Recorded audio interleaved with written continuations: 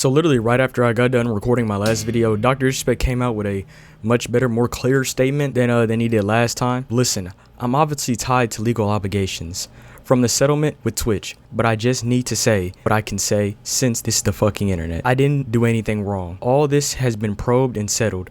Nothing illegal, no wrongdoing was found, and I was paid. Elden Ring Monday. Now this statement, 10 times more clear. I know everyone's reading into the no wrongdoing was found. I get it. That's a little bit weird, but he did say I didn't do anything wrong. So therefore, that is right there. That is a denial of the allegations. So now it's not even like before he was innocent. Now he's innocent. Now he's just innocent. Now we're waiting on the other side. We're waiting on the Twitch and the journalists to come out with some more evidence. I know the Twitch streamers, they're already doing their victory lap because they got Nick Merckx. They got, they got Dr. Disrespect. They got him. They really think they got a W here. But at this point, the allegations have they're seemingly looking false, more false by the day. And we have more gaming journalists coming out. We have Zachary Diaz saying, so glad it's finally out there. And then we have Jacob Wolf, Cody, coming out of journalist retirement with the biggest story in gaming in the past few years. I'm so glad we at ESPN never a quiz to Dr. Disrespect's PR people's bullshit by giving him a softball interview where they requested we not ask about it in summer 2021. Now, if you don't know who Jacob Wolf is, let me just give you a little bit of a background knowledge on Jacob Wolf. Jacob Wolf is one of the people who published the false stories made by Jisoo, being a notorious liar in Smash Brothers, about the Sky House and Sky Williams and all that. In the case of like what it tried to do to break down my article on the whole situation, it did nothing to discredit Brandon Woody, who was a big part, though I interviewed him twice for my story. Really? It did nothing to discredit Brandon Woody? Did you see the part of the video where Brandon Woody directly said that it was his fault that Sky ever got involved with the situation? Did you see that part? Or how about the part afterwards that you conveniently ignored, where the original person who made the statement with Brandon Woody said that Brandon Woody manipulated it to pit both Smash Caps and Sky against each other because Woody was not being very truthful. And then years later, Woody takes this opportunity to talk to a journalist and rehash his story when it had already been solved fucking years before. I mean, you call yourself a journalist and you can't even do the assigned reading. If you read Sky's original response to these allegations, it wouldn't even be a fucking problem. He already, addressed and debunked most of the shit that you put in your article. That's just there. You could have just read that. If you want more information on that, you can go watch Technical's videos on that. But it's just kind of funny that this is the guy vetting the allegations when in the past he's known to take one side of the story and pretty much run with it on that. Because in the case of the Sky House, he never interviewed Sky Williams or any other members of the house.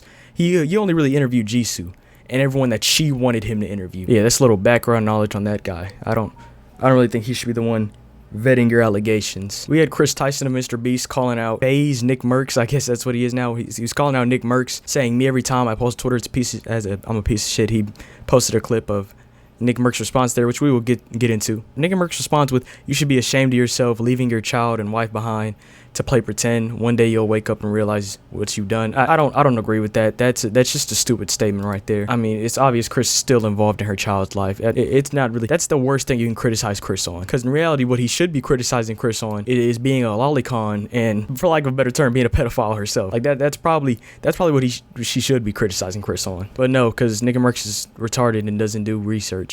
That's what they're doing. That's what he's criticizing her for. But anyways, Nick Merckx himself came out with a statement. He came out with his own little video. So we watching that here. Yo, checking in. Look, I opened Twitter. Bunch of my mentions are he, they, she, hey, they. Fucking, I identify as a helicopter. God damn it. And I seen the couple tweets about the doc. I'm as taken back as a lot of you guys are, okay? But the fact remains that these are some crazy accusations. Crazy. Big-time accusations. And until we know more, until we know them as fact, until they've been proven with evidence, what are we talking about? What's anybody talking about? As far as the leave little kids alone stuff, this doesn't make it any further from the truth. Leave little children out of your shit. Have a nice day. I mean, basically the gist of it, he's innocent until proven guilty.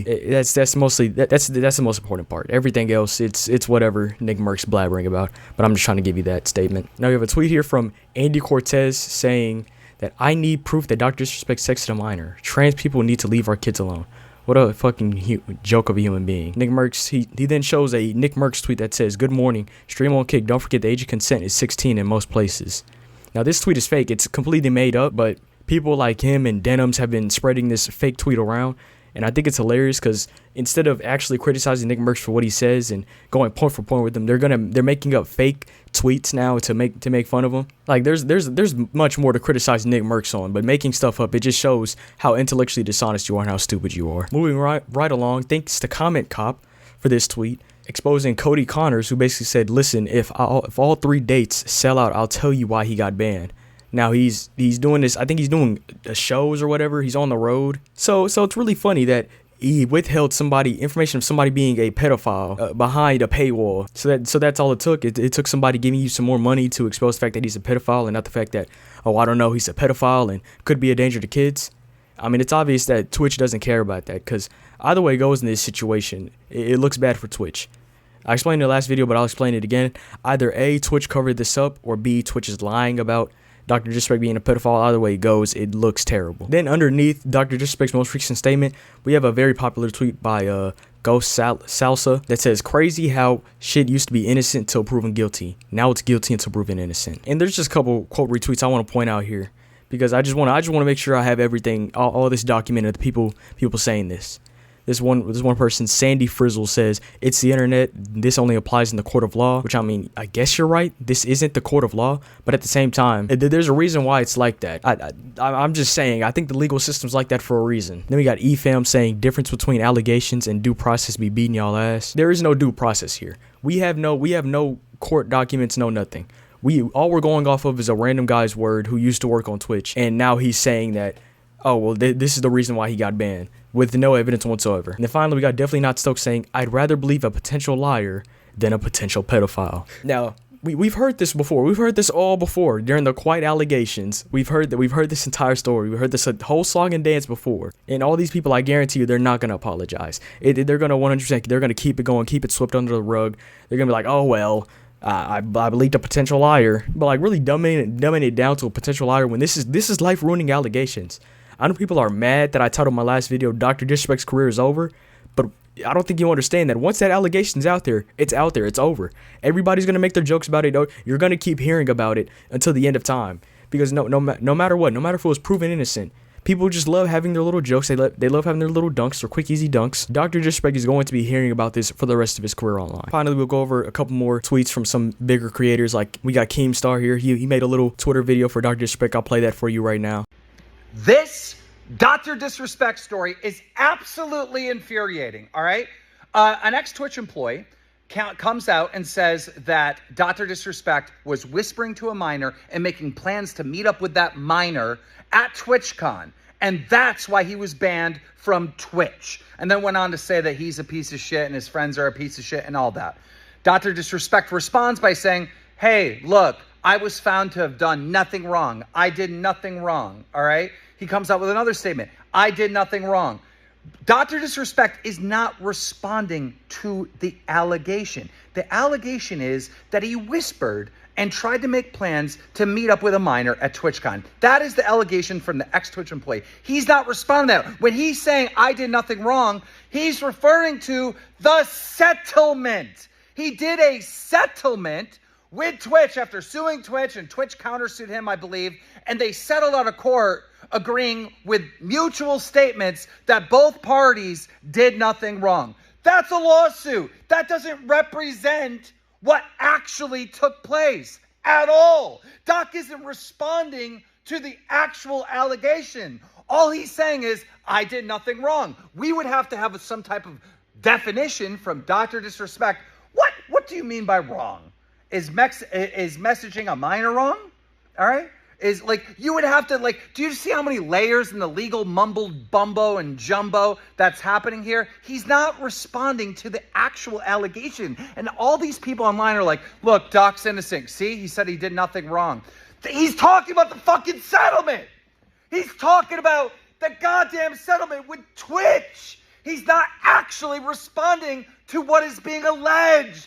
God, this is infuriating. It's so infuriating. Doc, give a real response to the allegations. I mean, I don't agree with what Keemstar's saying, but at the same time, I see where he's coming from. It makes sense. We have Anissa Jamha here, which is the wife of iDubbbz, former commentary YouTuber, who says, it's insane that anytime I see a creator attempting to defend Dr. PDF with "we can't believe accusations" line, there's a comment right below it about how kids over a certain age know what they're doing. Some of you need to wake up. Now, Anissa, I know this is crazy and all, but two things can happen at once, right? There can be people saying we can't believe accusations with evidence, and there can also be people who are freaky as hell. That doesn't mean that the top one is wrong. That just means that the bottom one is wrong. Do you understand that? I don't think Twitter understands how they can separate two different opinions from each other. That's something that just, like, really, and this goes for both sides. Nick Merckx and them going, oh, all the trans people are pedophiles. There probably are trans people that are pedophiles. That doesn't mean they all are. You gotta separate two different things, and that's the problem. Generalization on Twitter is just, that's the thing. It's on the internet, period. Is that generalization just eats everybody up, bro. Yeah, that's what everyone does, the generalizations, and that's their only goal. Once again, we got another person on their side, a former person on the channel, as a matter of fact, that we made fun of multiple times, Tipster, saying, yo, Nick, I think you should be less concerned with people supporting the rights of LGBTQ youth and more concerned about what your boy Doc has been up to. Now, this is hilarious coming from Tipster, considering that he has a past of defending Lolicon. Now, for those of you who are unfamiliar with Lolly, Lolly is anime-inspired art depicting children. And where that becomes an issue is when these pictures depict a child in an inappropriate manner. So some of the people had seen the picture that she liked and that it was in her likes on Twitter, took issue with it and interpreted it to be Lolly. Now, for obvious reasons, I cannot show the picture here, but the only thing I will say is that it was not a fully nude picture and it was not depicting a child engaged in any kind of sex act. Okay, well, in that case, we should have no problems. And some of the people having these conversations defending selling under-the-counter drugs to kids, and overall being a little bit weird around kids himself. Lilith, also known as Delusia, tweeted out that she was a lesbian, to which Tipster notoriously replied, "Why do all the hot ones not like dick?" Yeah, that brother's starving. Yes, many well-adjusted men in their mid-30s ask why 16-year-olds don't like penis. So I find it hilarious that Tipster felt the need to chime in here when you yourself, buddy, should be leaving the kids alone, if anything. We have a lot more on you than we have on Doc. Then we got another enemy of the channel, Casey Tron, coming out saying, all the people asking for evidence are coping so hard. If you think Twitch banned one of their top streamers for no reason with no evidence of wrongdoings, you're a moron. Leave it to the gamer bros always yapping about protecting the children to defend a pedophile. This point is so wrong on so many levels, but I think I'll just leave it to, if you really think a big corporation would just never ban someone just because they don't like them, you really think that's how that works? You really think Twitch turns a profit off Dr.Disrespect? And I love the framing of her tweet that Twitch did this, and it's so noble. They wouldn't ban him because they don't like him. They're banning him because he's a threat to children. But they won't tell the public, and they'll pay him out in court. They'll pay him all the money in court. See how it doesn't add up? But they're gonna spin their own narrative to make Twitch innocent in this somehow. And finally, just to round it off, we got a tweet from Hunter here, which perfectly sums up most of the feelings on the Dr. Disrespect, at least the right opinion to have. Here's the big thing about Dr. Disrespect theory. The only way this all makes sense to me, if it's true, Twitch would only know this was happening if they were reading private messages. So Twitch would have to publicly disclose that they were monitoring users' private messages in order to outright have evidence of wrongdoing. So they settled in court neither to talk about it because it would screw both sides. Doc never sent the messages, Twitch never read them. And that's the correct take to have on the Dr. Disrespect situation, is that Twitch basically, they sacrificed their integrity to make sure that they can keep the fact that they were reading private messages on the low. And I mean, we've seen things like this happen before, where you have internet service providers reading messages, like, you know, Verizon, AT&T, all of them. They're reading messages, and like that's a huge problem. People don't want, you know, big companies and the government monitoring what they're doing. So Twitch came out. Well, while sure, it would be good PR to say that they found that he was being a pedophile, it would also be a little bit bad if everyone found out that Twitch was reading their private messages. But, and this is a big but, in that same little breath, I don't think everyone would be too mad if Twitch was using this to expose, you know, pedophiles. Plus, I don't think you should be using Twitch Whisper for anything too crazy. Like, if you were using Twitch Whisper to get your flirt on, or to send weird messages, that's on you. Who the hell uses Twitch to do that. But anyways, that's all I gotta say. All right, if you like the video, let me know what you know in the comments down below. I mean, what do you all think of this? I mean, really, at this point, it's all up to interpretation, how you feel. And this is Printer, not changing the title of my video, and signing out. 僕らにどんな世界が道なき道の先に待ってる声なき声はこのままどこにも届かずに消えてゆくの